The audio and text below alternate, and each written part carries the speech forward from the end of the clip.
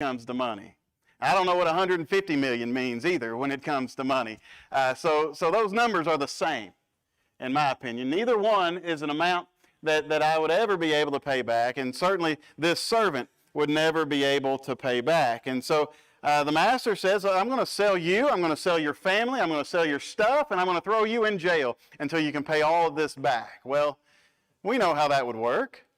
The master would get a little bit of money for the servant and for his family and for his stuff, but how much work could this man do in jail? How much money could he earn to be paying back this insurmountable debt? Well, the servant begs with his master. It says in verse 26, he fell to his knees, imploring him, have patience with me, and I will pay you everything. And so the master then had some options, right? The master could have said, okay, I'll wait. I'll give you 6 more months, or I'll give you 6 more years, or I'll give you 600 more years. It wouldn't matter. This man would never be able to pay back this debt. And so, out of pity, verse 27, the master of the servant released him and forgave him the debt. He forgave the debt. This is an act of grace. This master showing this forgiveness, this grace toward his servant. As great as the debt was, the grace of the master was even greater. And so now, this is sort of a happy ending. If this was the end of the parable, what a happy ending.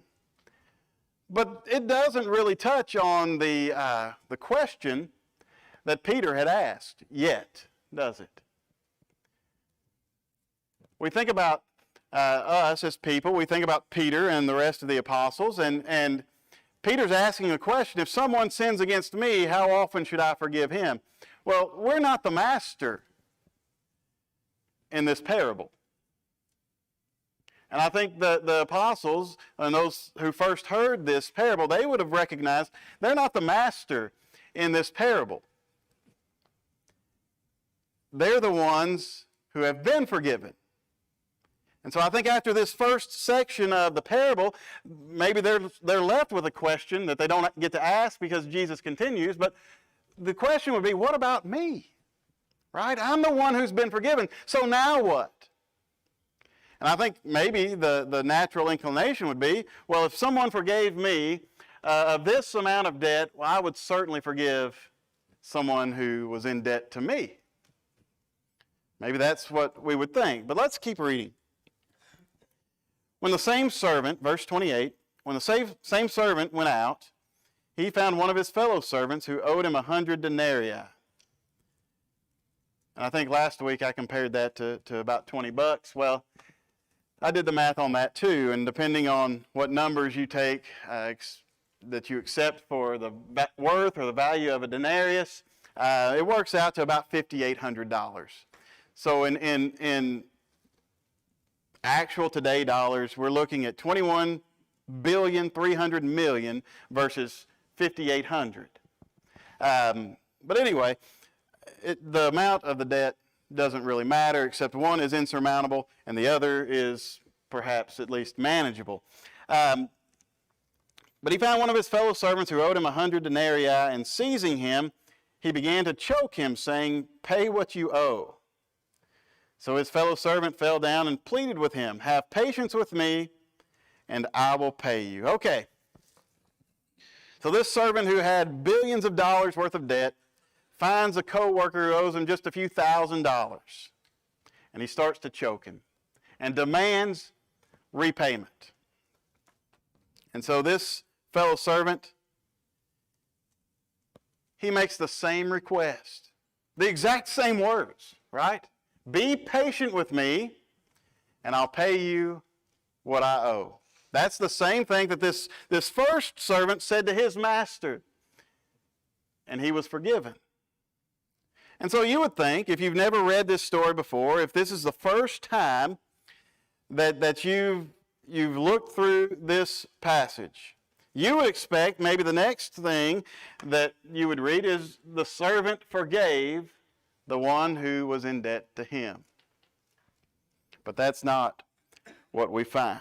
How could he not? Right? He's been shown such great grace. How could he not extend the same grace? Now let's remember this too. This second servant, he's asking for the same grace that he had received, that the first servant had received. It's the same grace. It's just to a much lesser extent. But grace is grace.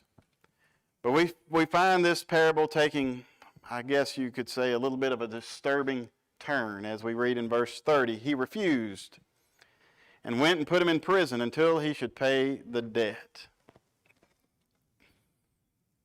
Is that surprising?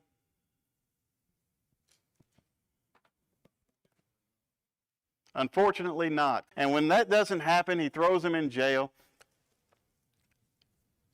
And how do they respond? Do they say, well, it serves him right, he shouldn't have that debt? No, they're outraged. They're angry. They're distressed. They saw how much grace this first servant had received. And now how he's unwilling to give it. He's refusing to give it. Why are they outraged? And I'm not asking, because I just said why, right? I just said the facts as to why they're outraged. They're outraged because this one was forgiven, and then he refused to forgive. Now, why are these other servants even concerned about it? Cliff.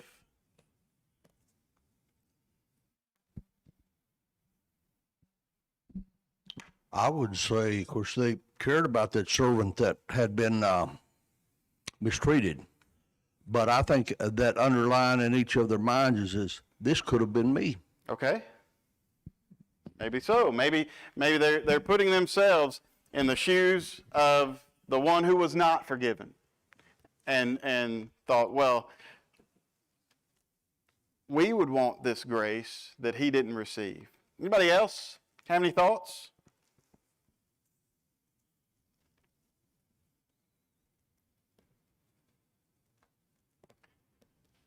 Mark.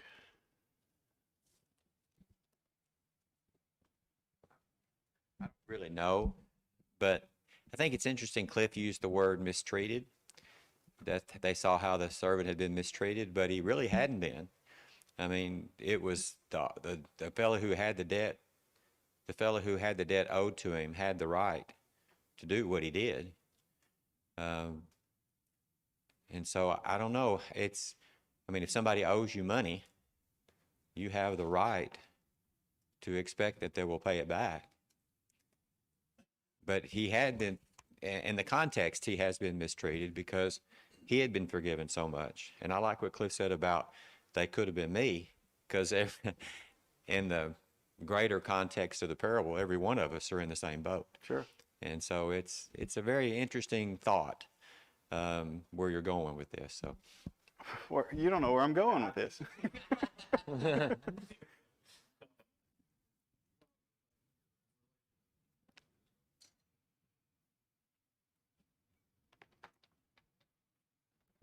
Works better when you turn it on. The other thing is, if this is not addressed, they will never be able to think that for some reason or other that this servant that had been so mean to his fellow servant is not going to do something to them. Okay. They can never trust him. I would never trust him. Okay. Well, I want to suggest to you something that's maybe a little bit along those lines, but I want to suggest to you the idea of a community of grace. These servants all lived together in the same place. They were all working together in the same place. They were all serving a master who didn't treat them as slaves, or at least he didn't treat the one as a slave when he forgave his debt. But instead he treats them more as sons and as daughters. And so now here they find one of their own has been on the receiving end of grace. And now he's refusing to give that sort of grace. And what happens, this community with a culture of grace becomes outraged. And I believe that's an appropriate response when someone in the community violates what is a core value of that community. Think about it, how these fellow servants and how they get outraged, and they go and they tell the master. And so here in the middle of this story, this parable about grace, we find a lack of grace being shown to someone who isn't gracious. Jesus says always forgive. And so when this servant isn't forgiving, isn't gracious to to the one who owes him money, the community's not gracious to him. Now this may seem a little bit counterintuitive, but I don't think it is. And I think when you look at other areas in Jesus' life, other areas in his ministry, you see how he extends, for lack of a better term, he extends radical grace to those who are on the outside. Radical grace to those who we might consider to be the worst of sinners. But who is it that he's the harshest with? Usually it's the Pharisees, the ones who are the most religious, the ones who believe, at least in their own minds, that they're the most right. But grace was a core value of this community serving under this master. And so when someone operates outside of that core value, the community cannot help but be outraged. What is Jesus' community today? The church. The church is Jesus' community today, and he's our leader. And as our leader, he's demonstrated some things through his actions. He's reinforced some things through his teachings, and we find that one of, if not the core value that we ought to have is grace. The church should be marked by grace. The church should be known for grace, the grace that we show to others. And so when one of our own refuses to be gracious, it ought to cause some outrage. It ought to cause some sadness. I'm concerned that too often the church is known for its outrage toward people who are on the outside, more than it is for the outrage toward people on the inside who are refusing to show grace. Molly? So, in thinking about humans extending grace and forgiveness to others, I think our human nature tends to view this as I'm doing something for the benefit of the other person. But in reality, there's a lot of this that is probably more for our own self, Sure. our own heart. So to add to what you're saying, I think in a community that's close-knit, like I imagine this community of servants would have been a close-knit community, when you're seeing that type of reaction, there is some level of understanding that there's a heart issue, right? And I think God wired us to be very troubled when we see people who have a heart issue. And I think that's why we have so many passages in the Bible that talk about guarding your heart. Good point.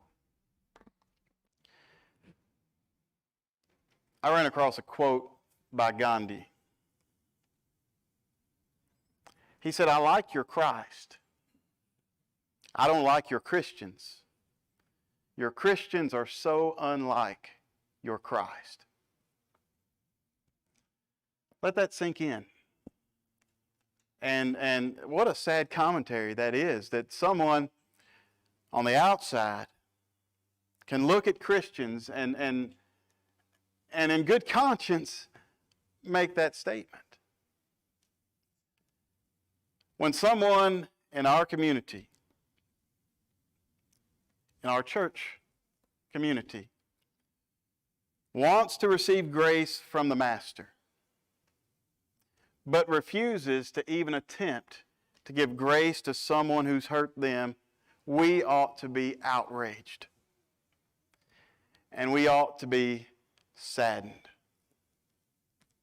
This impacted this community